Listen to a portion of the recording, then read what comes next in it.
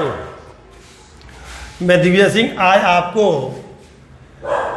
Amniocentesis यानी कि एक ऐसी तकनीकी जो हमारी यूजेनेसिस क्रिया में प्रयोग में आती है। ठीक है, तो इस तकनीकी को हम PDT भी कहते हैं, यानी कि पेरेंटल डायग्नोस्टिक टेक्निक कहते हैं। ये टेक्निक कब इस्तेमाल की जाती है? जब भ्रूण का विकास हो रहा होता है। जब भ्रूण का विकास यानी कि 10 से 15 हफ्ता के बीच, 10 से 15 हफ्ते के सप्ताह, बात समझ गई? अब इसमें ये क्रिया की जाती है। इसमें होता क्या है आपको ये पता है? जब जाइगोट का विभाजन, पहले जो क्रिया जाइगोट का बनना यानी कि स्पर्म और ओवम का मिलने के फलस्वरूप जो जाइगोट बनता है, यानी फर्टिलाइजेशन क्रिया के फलस्वरूप जो जाइगोट बनता है, और उस जाइगोट का एम्ब्रियो डेवलपमेंट होता है। और वो एम्ब्रियो डेवलपमेंट कहाँ होता है? एम्ब्रियो सैक के अंतर्गत होता है। और जो जिससे ये जुड़ा रहता है वो प्लेसेंटा कहलाता है। क्या कहलाता है? प्लेसेंटा। अब इस प्लेसेंटा के अंदर ये जो भाग है, एक भाग झिल्ली, इसमें एम्ब्रियो सैक है। और इस एम्ब्रियो सैक के अंदर एमनियोटिक फ्लूइड भरा हुआ है। मैंने लिख दिया इसीलिए कम समय लगे। यानी कि फिर दोबारा सुनिए, एम्ब्रियो जो है जिसके अंतर्गत, जिसके अंदर बंद है, वो चैम्बर एम्ब्रियो सैक कहलाता है। उस चैम्बर एम्ब्रियो सैक के अंदर जो एक द्रव पदार्थ भरा हुआ है, उस द्रव को एमनियोटिक फ्लूइड कहते हैं। बात समझ गया? जब और जिससे ये भ्रूण जुड़ा हुआ है वो भाग प्लेसेंटा कहलाता है। इतनी बात समझ गए? अब जब भ्रूण 10 से 15 सप्ताह का हो जाता है तो इस समय हम क्या करते हैं? अल्ट्रासाउंड जो तकनीकी है, उस अल्ट्रासाउंड के माध्यम से हम ये पता करते हैं कि इसके अंदर सेफ स्पॉट कौन सा है। सेफ स्पॉट का मतलब हुआ जिससे प्लेसेंटा को कोई हानि न हो। उस सेफ स्पॉट से इस एमनियोटिक जो फ्लूइड है उसकी 10 से 20 ml मात्रा तक लेते हैं। कितने ml लेते हैं? वैसे ये इसकी मात्रा जो होती है 250 ml होती है। किसकी? इम्यूनिटिक फ्लूइड की।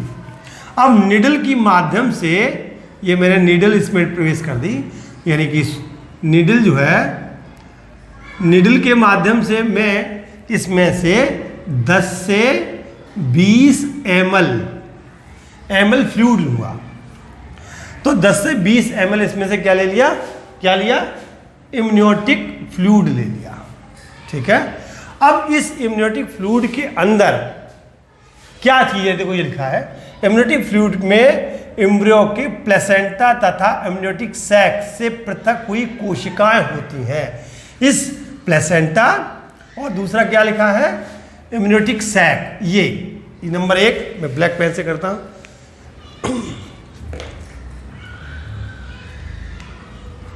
नंबर एक प्लेसेंटा और नंबर 2 एमनियोटिक सैक। इससे जो कोशिकाएं जो पृथक हुई थी वो कोशिकाएं इस फ्लूइड में चली जाती हैं। जो सेल हैं, इन दोनों से जो सेल क्या हुई? सेल पृथक हुई, वो कहाँ पहुंचती है? इस इम्यूनिटिक फ्लूइड के अंदर पहुंच गई। और इनमें क्या होता है? जो अंडा, जो जाइगोट बना था, उस निषेचित अंडे का क्या होता है? व्युत्पन्न होते हैं। क्या होते हैं? निषेचित अंडे के व्युत्पन्न होती है। कौन सी? ये कोशिकाएं। बात समझ गया? अब दूसरा, अब इस फ्लूइड का हम इनके जो अंदर ये कोशिकाएं हैं, इन कोशिकाओं का गुणसूत्रीय परीक्षण और जैव रासायनिक परीक्षण 2 करते हैं। कौन कौन से करते हैं? एक गुणसूत्रीय परीक्षण कहलाता है और दूसरा जो करते हैं उसे हम कहते हैं जैव रासायनिक परीक्षण। अब गुणसूत्रीय परीक्षण से क्या करते हैं? जैसे आपने पहले पढ़ा हुआ है, गुणसूत्रीय परीक्षण में डाउन सिंड्रोम का मतलब होता है कि किसी भी मनुष्य के अंदर गुणसूत्रों की संख्या दो प्रकार की, एक होते हैं ऑटोसोम और एक होते हैं हेटेरोसोम। ऑटोसोम में वृद्धि होना या उनमें कमी होना वो जो है डाउन सिंड्रोम के लक्षण प्रकट करता है। और ऐसे ही अगर हेटेरोसोम में एक वृद्धि हो जाए या कमी हो जाए तो वो क्लाइनफेल्टर को प्रकट करता है। ऐसे विकार का हम इस परीक्षण करते हैं, किससे?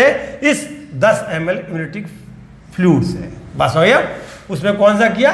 गुणसूत्रीय परीक्षण। दूसरा परीक्षण जो जैव रासायनिक परीक्षण किया जाता है, उस जैव रासायनिक परीक्षण के अंदर हम ऐसी प्रोटीन जो हमारी बॉडी के अंदर जो प्रोटीन बनती है, उस प्रोटीन ऐसी प्रोटीन का प्रयोग को खोजते हैं जिससे यानी ऐसा बनने वाला जो रसायन है जिससे क्या पता लगे कोई रोग उत्पन्न हो रहा है।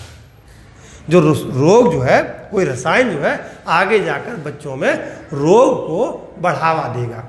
ऐसे रसायन जैसे उदाहरण दिया है अल्फा फेटोप्रोटीन।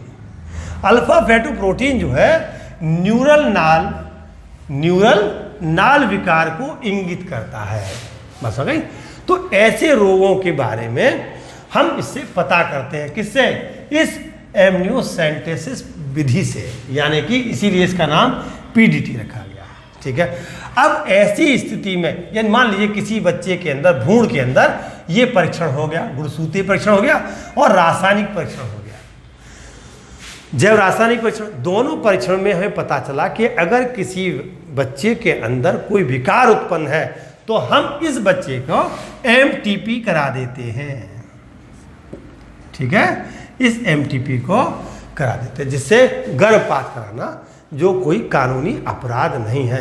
और इस विधि से हम यहाँ जो ये परीक्षण जो किया था, इस विधि से हम मानव नस्ल को सुधारते हैं, यानी कि इसे कहते हैं यूजेनेसिस क्रिया। यूजेनेसिस क्रिया में भी इसका यूजेनेसिस विज्ञान में भी इसका उपयोग किया जाता है। तो ये एक मैंने आपको बताया इम्यूनोसेंटेसिस विधि। बात हो गई। तो इस बात को आप समझ गए होंगे। धन्यवाद।